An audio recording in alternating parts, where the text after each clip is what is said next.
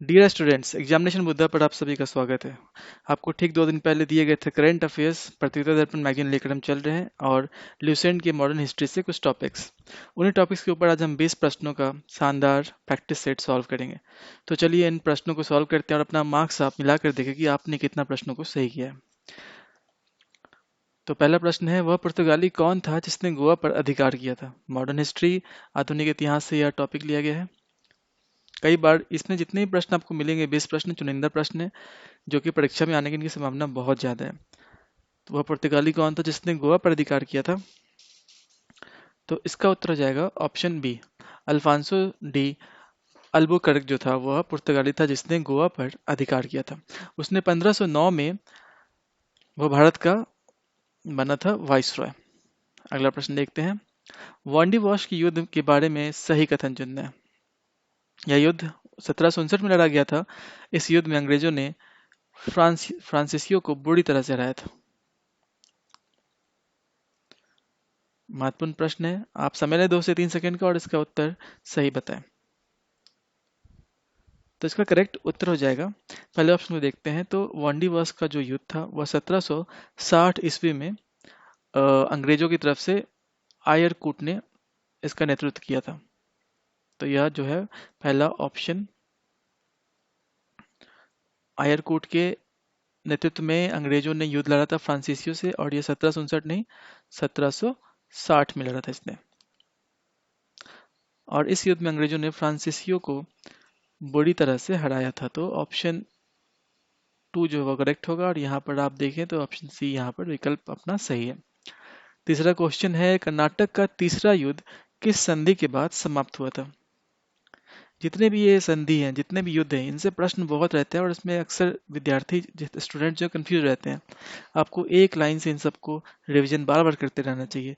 प्रथम कर्नाटक युद्ध, दूसरा दूसरा कर्नाटक युद्ध, ये जितने भी फैक्ट्स हैं इनसे आपको प्रश्न जरूर दिखाई देगा। इसका करेक्ट आंसर हो जाएगा, कर्नाटक का तीसरा युद्ध जो है वह पेरिस की संधि के बाद समाप्त हो गया था। 1761 में अंग्रेजों ने पौंडीचेरी को फ्रांसीसियों से छीन लिया था। अगला प्रश्न देखते हैं, निम्न में से किसने बंबई को 10 पाउंड के वार्षिक किराए पर ईस्ट इंडिया कंपनी को दिया था? बॉम्बे को रेंट पे दिया था ईस्ट इंडिया कंपनी को, वह कौन थे इनमें से, निम्न में से? आपको यह बताना है। इवेंट ऐसा हुआ था कि 1661 में पुर्तगाल की जो राजकुमारी थी कैथरीन ऑफ बैगरेंजा, उनकी शादी हुई थी चार्ल्स टू से। चार्ल्स टू जो कि उस वक्त ब्रिटेन के राजकुमार थे। चार्ल्स द्वितीय, उनका विवाह हुआ था कैथरीन ऑफ ब्रेगेंजा पुर्तगाल की राजकुमारी के साथ 1661 में। और जब उनकी शादी हुई तो इसी अवसर पर उन्हें जो है दहेज के रूप में पुर्तगालियों ने चार्ल्स टू को बम्बई दान पर दिया था। बम्बई प्रदान किया था, माफ कीजिएगा, दान पे नहीं। तो दहेज के रूप में बम्बई मिला था चार्ल्स टू को, और चार्ल्स टू ने जो है ईस्ट इंडिया कंपनी को 10 पाउंड के वार्षिक किराए पर बम्बई को दिया था। तो ऑप्शन सी करेक्ट हो जाएगा। जिनमें से किस मुगल शासक को रंगीला बादशाह कहा जाता था? तो सुंदर युवतियों के प्रति जो है उनका अत्यधिक रुझान के कारण मोहम्मद शाह को जो है वह रंगीला बादशाह कहा जाता था। यह एक मशहूर संगीतकार भी था, उसे संगीत का बहुत ही शौक था। अगर आप ऑप्शंस को देखेंगे तो फर्रुख सियार को क्या कहा जाता था? तो फर्रुख सियार को मुगल वंश का घृणित कायर कहा गया है। यह भी कई बार प्रश्न में पूछा जाता है कि घृणित कायर मुगल वंशों में किसे कहा गया है, और जबकि जहांदार शाह को कहा गया है लंपट मूर्ख। डायरेक्ट आपसे परीक्षा में यह क्वेश्चन पूछ लेता है कि लंपट मूर्ख से किसे जाना जाता है मुगल वंश में? स्वतंत्र राज्य के रूप में हैदराबाद की स्थापना कब हुई थी? हैदराबाद की स्थापना जो की थी वह किसने की थी? तो वह की थी निजामुल मुल्क असफ जाह ने, जिन्हें चिनकिलिच खान भी कहते हैं। यह परीक्षा में पूछ लेते हैं हैदराबाद की स्थापना किसने की थी, किस शासक ने, और आपको उसमें जो है ऑप्शन दिया जाता है चिनकिलिच खान। चिनकिलिच खान ने हैदराबाद की स्थापना की थी स्वतंत्र राज्य के रूप में, या यहाँ पर बहुत महत्वपूर्ण है, स्वतंत्र राज्य मतलब यह पहले मुगलों के अंतर्गत आता था। 1725 में जो है इसने इसकी स्थापना हुई थी। तख्ते ताउस पर बैठने वाला अंतिम मुगल शासक कौन था? इसका करेक्ट आंसर हो जाएगा तख्ते ताउस, जिसे मयूर सिंहासन भी कहते थे, उस पर बैठने वाला अंतिम मुगल शासक जो था वह था Mohammad Shah. Very important question. Mohammad Shah जो है तख्ते ताउस पर बैठने वाला अंतिम मुगल शासक था। निम्न में से किसने भारत में प्रथम बार औद्योगिक वेतनभोगी रखे थे?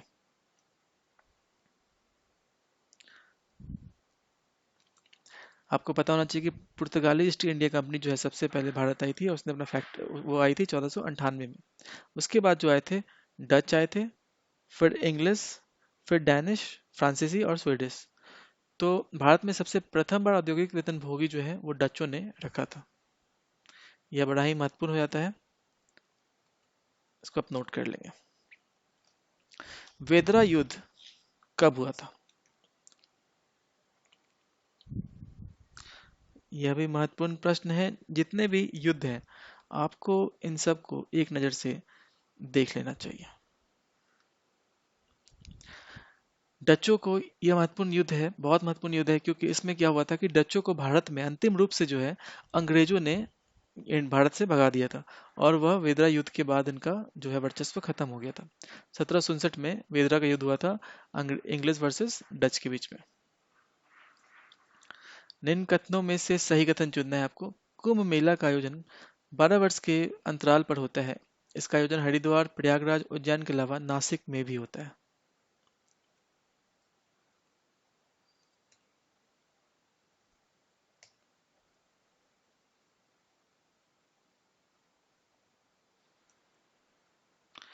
तो इसका करेक्ट उत्तर हो जाएगा कुंभ मेला का आयोजन जो है 12 वर्ष के अंतराल पर होता है।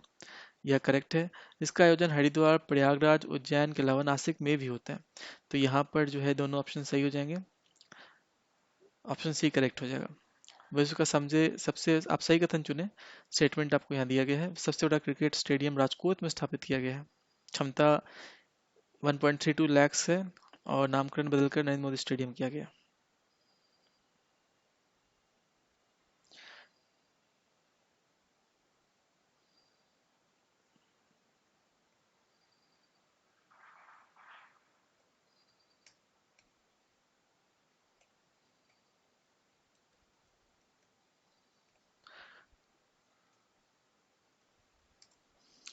तो इन कथनों को अगर आप देखेंगे तो पहला जो स्टेटमेंट है, विश्व का सबसे बड़ा स्टेडियम राजकोट में स्थापित किया गया है।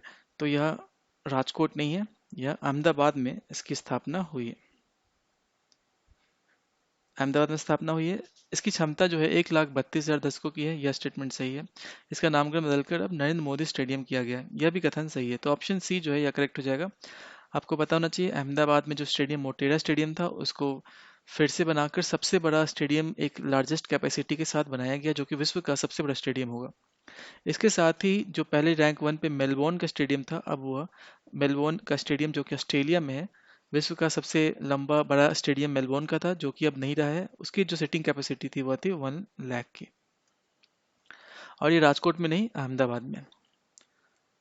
अलग राज्य के रूप में नागालैंड की स्थापना कब हुई थी? नागालैंड की स्थापना हुई थी 1 दिसंबर 1963 को। यह हाल के दिनों में सुर्खियों में रहा है, क्योंकि 1963 को नागालैंड की स्थापना हुई थी, और पहली बार नागालैंड के विधानसभा में राष्ट्रीय गान गाया गया है। नेशनल सॉन्ग गाया गया है पहली बार नागालैंड के विधानसभा में, जो कि अपने आप में एक बहुत महत्वपूर्ण बन जाता है। और इसकी स्थापना हुई थी 1963 में। अगला प्रश्न देखते हैं। पुडुचेरी में विधानसभा सदस्यों की संख्या कितनी है? अभी हाल ही में जो है, अब इनफैक्ट चल रहे हैं चुनाव कई राज्यों में, बंगाल में, पुडुचेरी में, असम में, इन सब जगह पे विधानसभा चुनाव अभी आयोजित किए जा रहे हैं। और पुडुचेरी में जो है विधानसभा की संख्या है 30। आप हमें कमेंट बॉक्स में बताएं कि असम में विधानसभा के सदस्यों की संख्या कितनी है। अगला प्रश्न देखते हैं। होप मिशन का संबंध किस देश से है? आप इसको VVI मार्क कर लें, बहुत ही महत्वपूर्ण प्रश्न है।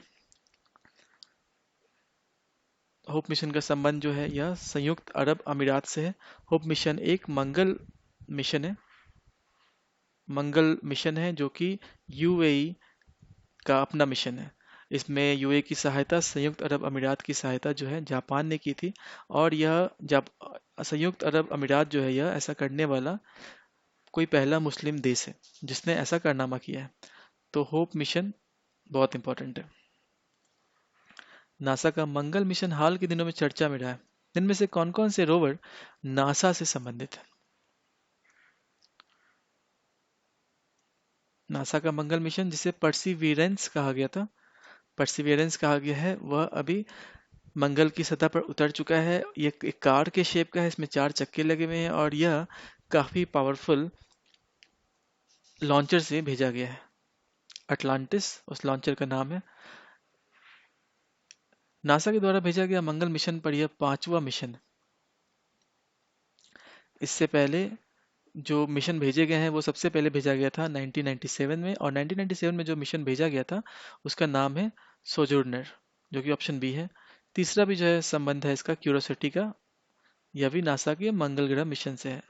क्यूरोसिटी को भेजा गया था 2012 में, सोजोर्नर जो कि पहला इसका मंगल मिशन था 1997 में, और परसिविडेंस को भी जुलाई में भेजा गया 2020 में। अगला प्रश्न देखते हैं। तो पिछले प्रश्न में जो उत्तर हो जाएगा उपयुक्त सभी, ऑप्शन डी। चीन के मंगल ग्रह मिशन का नाम क्या है? 2020 के जुलाई में, आपको यह फैक्ट याद रहना चाहिए, 3 देशों ने मंगल ग्रह पर अपना मिशन भेजा था। यूएसए ने परसिवियरेंस, यूएई ने जिसका नाम है होप, और तीसरा चीन ने।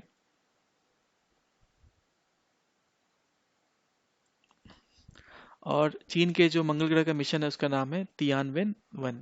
इससे पहले चीन का जो मंगल मिशन है वह विफल हो गया था, जिसका नाम था युंगहू 1। चीन के द्वारा मंगल ग्रह पर भेजा गया यह पहला मिशन है। इसके साथ ही चीन 5 देशों के एलाइट क्लब में शामिल हो चुका है। इससे पहले जिन जिन देशों ने मंगल मिशन पर अपने मिशन को सफलतापूर्वक भेजा है वह है यूएसए, यूरोप, इंडिया, यूएई, और अब जो है चाइना हो चुका है।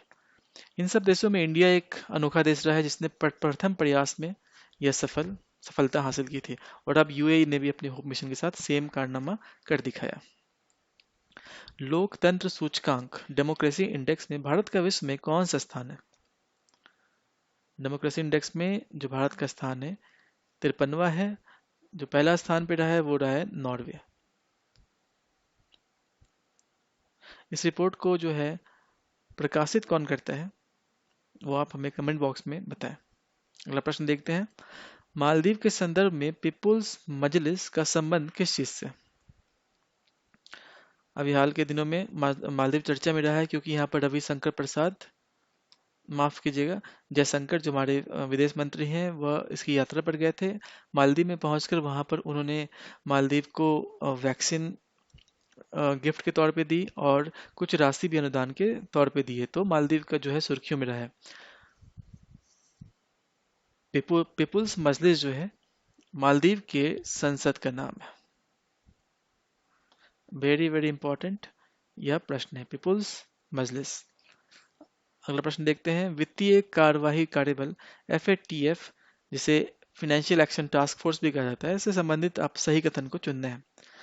आप 2 से 3 सेकंड लें और इसका ऑप्शंस को देखकर सही करेक्ट आंसर करें।